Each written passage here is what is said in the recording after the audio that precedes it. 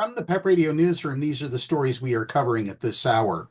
Democrat James Andrew Malone narrowly won a special election for a Pennsylvania state Senate seat in a stretch of Republican-leaning suburbs and farming communities, scoring an upset in a territory that a Democrat hasn't represented in the chamber for 136 years. Malone's victory over Republican Josh Parsons in Tuesday night's special election might provide a light in the darkness for Democrats struggling to unify around a strategy to counter President Donald Trump and who are at each other's throats publicly.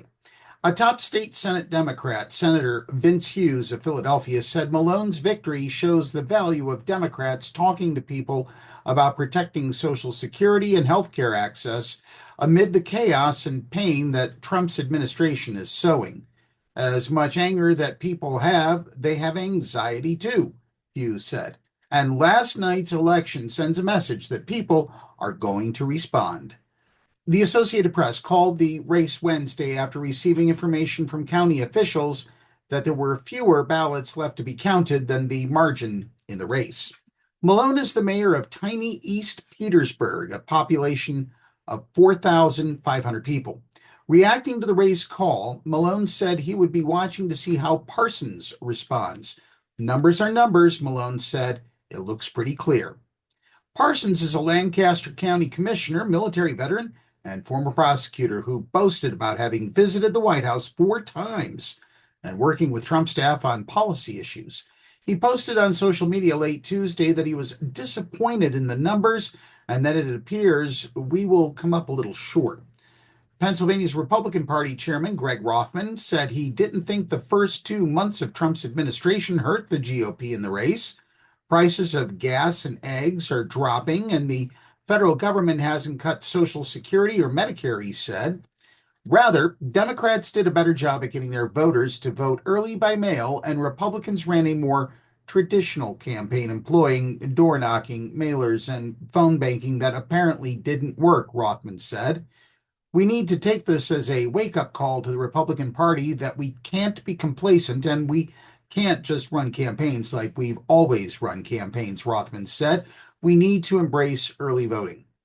Sharif Street, Pennsylvania's Democratic Party chairman, said Trump's performance in office certainly helped Malone, and the GOP's excuses that they got beaten in voting by mail is just another way of saying that people voting by mail voted against them. Makes sense. A Democratic flip of that district is a major upset, you see, because Democrats say that Trump won the district by 15 percentage points in November's presidential election over former Vice President Kamala Harris. Trump went on to win the battleground state of Pennsylvania by almost 2 points. A Democrat last represented Lancaster County in the Senate in 1889, Democrats say. A Malone victory narrows GOP control of the state Senate to a 27-23 seat advantage. In other Pennsylvania election news, Democrat Dan Goughnour handily won a special election in western Pennsylvania on Tuesday, keeping majority control of the state house in his party's hands by a single seat. Goughnour beat Republican Chuck Davis in a district in the Mon Valley region southeast of Pittsburgh, winning a seat that became vacant in January with the death of Democratic State Representative Matthew Girdley.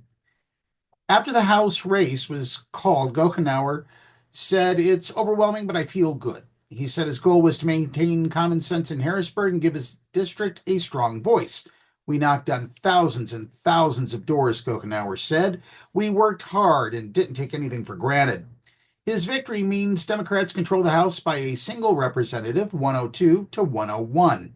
The party will be able to keep Democratic House Speaker Joanna McClinton of Philadelphia as the chamber's presiding officer. Democratic National Committee Chair Ken Martin said in a statement that the majority means state House Democrats can stand up to Trump's mayhem in Washington, prevent efforts to weaken Shapiro's authority, and continue to expand job opportunities, strengthen schools, and create safe communities in Pennsylvania. That's the news at this hour. Be sure to download the Live 365 app to take PEP Radio with you wherever you go. And now back to more music here on PEP Radio.